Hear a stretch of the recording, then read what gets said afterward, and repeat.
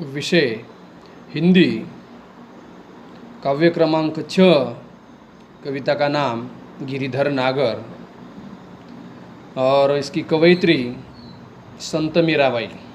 इसके पहले हमने पद क्रमांक 1 और 2 इनका अर्थ देखा है।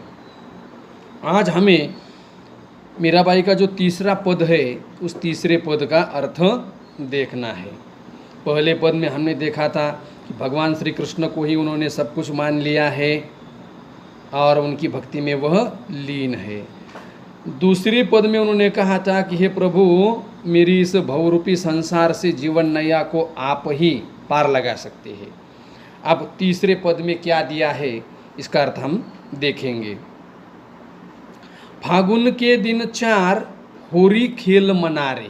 फागुन का मतलब है एक माह का नाम है, एक महीने का नाम है जो मार्च में आता है, मार्च महीना, जिसमें एक त्यौहार आता है, होली का त्यौहार आता है। होरी, होली का मतलब होली। अब मीराबाई अपने मन से कहती है कि हे मेरे मन, फागुन के महीने में होली खेलने का समय होता है। अब होली खेलने का समय तो बहुत अल्प होता है, जैसे कि एक महीने में 30 दिन होते हैं, लेकिन उसमें से केवल 2 दिन होते हैं, पहला दिन और एक दूसरा दिन होता है। कि पहले दिन को जैसे कि होली कहेंगे या होलिका कहेंगे, और दूसरा है जो जिसे धूलिवंदन कहेंगे। क्या कहेंगे? धूलिवंदन। इसका मतलब है कि होली खेलने का समय बहुत कम होता है, इसलिए मेरे मन तू क्या कर, जी भर के होली खेल। क्या कर? जी भर कर होली खेल। इसका मतलब आप कहोगे कि मीराबाई तो भगवान श्री कृष्ण की भक्त है और ये होली कहाँ बीच में आ गई, तो इसका मतलब यह होली नहीं। तो इसका मतलब यह है कि मीराबाई कहती है कि मानव का जीवन कैसा है? अस्थायी है, स्थायी नहीं है मानव का जीवन। यानी कौन कब तक जिएगा ये कोई बता नहीं सकता, कब किसका क्या होगा यह भी कोई बता नहीं सकता। यानी ईश्वर का दिया हुआ यह जीवन है, सो जब ईश्वर का बुलावा आएगा तब हर किसी प्राणी को जाना पड़ेगा। इसलिए कहती है मीराबाई कि मानव का जीवन अस्थायी है, इसलिए भगवान कृष्ण से पूर्ण रूप में प्रेम करके ले लीजिए। भगवान कृष्ण से या अपने आराध्य के प्रति पूर्ण भक्ति करिए। बिन करताल पखवाज बाजे, अनहद की झनकार रे। अब यहाँ पर जो आए हैं करताल, पखवाज, अनहद, ये वाद्य के नाम है। क्या है? यह वाद्य के नाम है। कि जिस प्रकार होली में क्या होता है, हम देखते हैं कि होली में क्या करता है लोग, क्या करते हैं लोग, कई प्रकार के बाजे बजाते हैं, कई प्रकार के वाद्य बजाते हैं। कि होली का समय यह नाच गाने का समय होता है, आनंद व्यक्त करने का समय होता है। तो मीराबाई कहती है कि उसी प्रकार मैं भी कृष्ण प्रेम में अपना आनंद व्यक्त कर रही हूँ। कि जैसे मानो करताल बज रहा हो, पखावाज बज रहा हो, बाजा बज रहा हो, अनहद का स्वर मुझे सुनाई दे रहा हो। बिन सुर राग 36 गावे, रोम रोम रनकार रे। रोम रोम रनकार रे। मीराबाई कहती है कि जिससे मेरा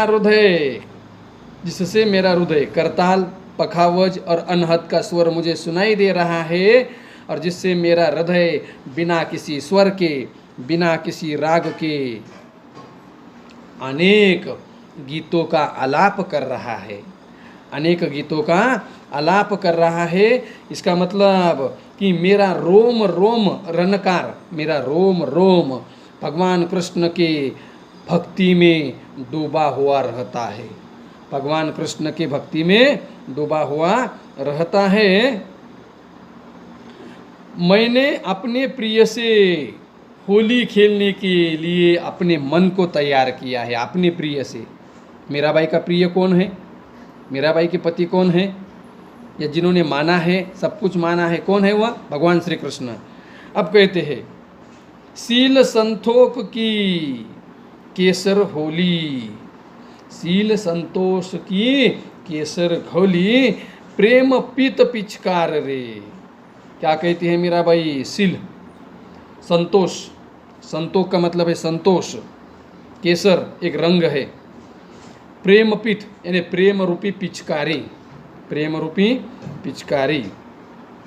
मीराबाई कहती है कि मैंने भगवान श्री कृष्ण से अपने प्रिय से होली खेलने के लिए सील, सील का मतलब सदाचरण, संतोष, संतोष का मतलब है आनंद, संतोष।